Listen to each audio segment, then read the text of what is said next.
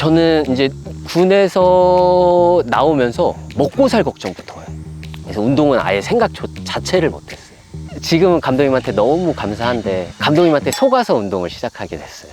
일당이 하루에 1만 원씩 나왔어요.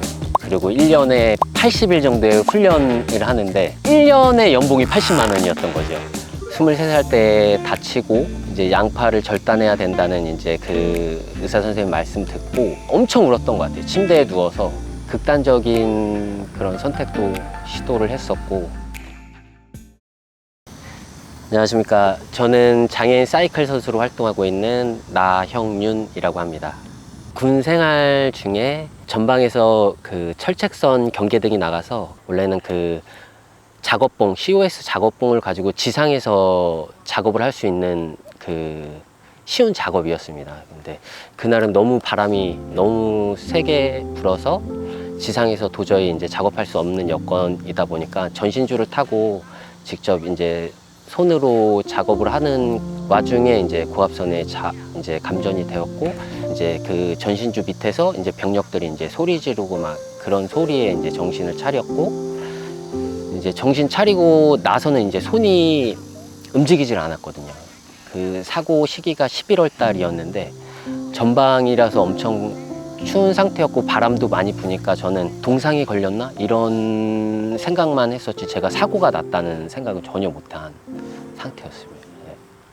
최초에는 이제 그 팔이 다 탄 상태로 이제 장치를 부착을 해서 그렇게 하면 뭐 절단은 하지 않아도 된다. 그 당시만 해도 처음 수술을 하고도 손가락이 움직이고 있었으니까. 근데 장치에 대한 비용이 이제 비급여고 이제 하루에 한 200여만 원 정도 상당 이렇게 나올 거다 이렇게 말씀을 하시더라고요. 근데 군에서는 그 병원비를 지원해 줄 수 없다는 내용을 이제 회신을 받게 됐어요.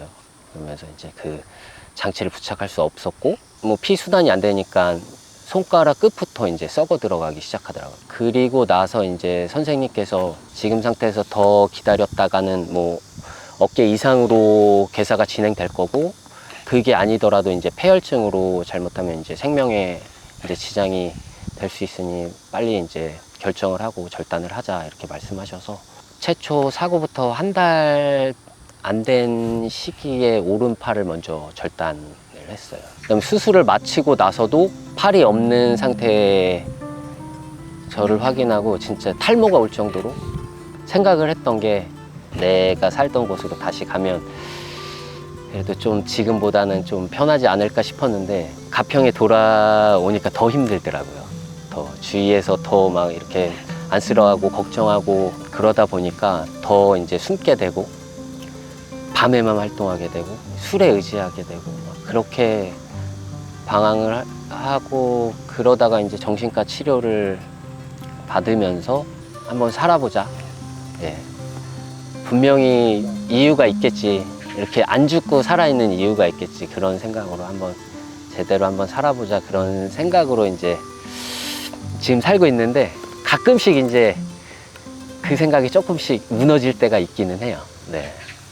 지금 생각해보면 너무 힘들어하지 말라고 해주고 싶어요. 23, 24살이면 한참 활동적인 시기잖아요. 제가 엄청난 활동을 가지고 있었는데 어느 정도 선에서 나락으로 확 떨어지다 보니까 삶의 의욕 자체가 없었어요.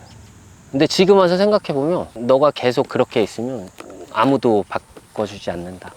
그냥 시간이 해주니까 너무 힘들어하지 말아라. 그 얘기 해주고 싶어요. 아직도 이제 배변, 는 되게 힘들어요. 이제 비데가 없는 화장실, 공중 화장실 사용하는 건 되게 힘들고요. 단추를 잠근다든지 이런 거는 아예 할 수 없고요. 시도는 해봤는데 안 되더라고요. 그리고 이제 사이클 선수다 보니까 헬멧을 계속 쓰고 벗고를 해야 되는데 혼자 헬멧 쓰고 벗고를 너무 힘들어요. 식사는 먹고 살려고 적응을 하더라고요. 그래서 먹는 방법, 뭐 숟가락을 짚는 파지법, 젓갈질을 못하니까 포크를 대처를 해서 이렇게 먹는 거는 지금 하고 있습니다. 네, 지금 이 의수는 가장 단순한 의수고요. 전자로 작동하는 건 벌려졌다 다물어졌다 요 기능만 할 수 있고, 그다음에 손목 회전하는 건 이렇게 수동으로. 전자 의수는 이렇게 위아래로 센서가 있거든요. 지금 제가 팔이 절단이 돼 있지만 손이 다 있다고 느껴져요. 손목도 다 있고 손가락도 있다고 느껴져서 이 위를 자극하기 위해서 상상 속에 손목을 위로 비틀면 위에 근육이 위에 센서를 이제 자극을 하고, 손목을 밑으로 비틀면 밑에 이제 근육이 이제 딱딱해져서 이제 센서를 자극하고, 그런 원리. 되게 단순해요.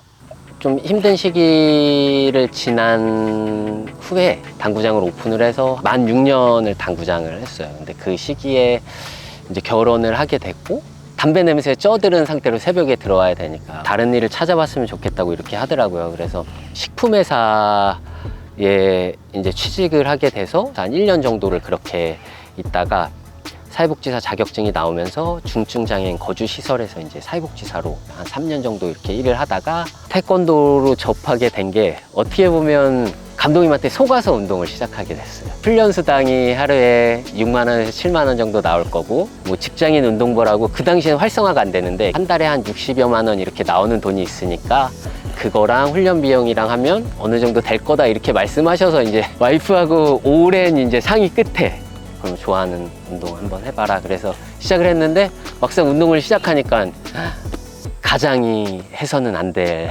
직업이었더라고요. 급여라는 게 없었고, 와이프한테 몇 년은 해보겠다고 이야기를 한 상태라 관두지는 못하겠고, 그냥 그렇게 하다 보니까 이제 지금까지 이렇게 오게 된 것 같아요. 결과지가 나올 때까지 1등이라는 생각을 못했어요. 한 명 출발하고 뭐 1분 내지 뭐 2분 있다가 한 명이 출발하고 그런 경기라서. 근데 제가 제 등급에서 제일 마지막에 출발을 했는데 자신감에 차 있는 상태였어서 가면서 내가 잡을 수 있다 생각을 했는데, 가면서 한 명밖에 못 잡았어요. 결승점에 들어올 때까지. 그래서 다운이 돼서 계속 그러고 있었는데, 과장님이 오셔서 야, 결과지 나왔다, 너가 직접 가서 확인을 해, 이렇게 좀 되게 밝은 분위기로 말씀을 해주셔서 기대를 하고 가서 봤는데 1등이 돼서 너무 좋았어요. 그 2등하고 2초가 차이가 안 났어요. 처음 제가 치러보는 국제대회였고 우리나라가 처음 출전하는 경기였어요. 그러니까 우리나라에서도 되게 의미 있는 대회였고 저한테도 되게 의미 있고 뜻깊은 대회였는데, 거기서 이제 금메달을 획득해서 이제 너무 좋았어요. 저는 힘들 때 무조건 휴식을 취하는 것 같아요. 그러니까 회복이 안 되면 다음 운동을 진행할 수 없잖아요. 그래서 와이프랑 아이랑 이렇게 뭐 가평이 워낙 다닐 때가 많아서요.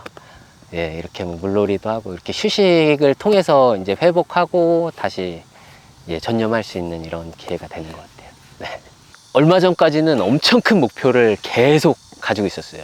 내가 운동선수로서의 완성된 목표만을 갖고 그렇게 했는데, 이제 연 단위로 짧게 잡기로 생각을 했거든요. 올해 목표는 국가대표가 되는 게 올해 최종의 목표예요. 예전까지만 해도 장애인에 대한 인식을, 사회에서 장애인을 바라보는 그 인식이 바뀌지 않겠다 생각을 했는데, 얼마 전부터 장애인 분들이 좀 사회로 많이 나오셔서 본인이 사회를 바꾸기 위해서 많이 노력해 주셨으면 좋겠어요. 저도 좀 운둔형으로 몇 년간 있었는데 많은 활동을 좀 해주셔야 사회가 많이 바뀌고 장애인의 모습이 보여야 그래도 뭔가 바뀌지 않을까, 그런 생각을 하게 됩니다.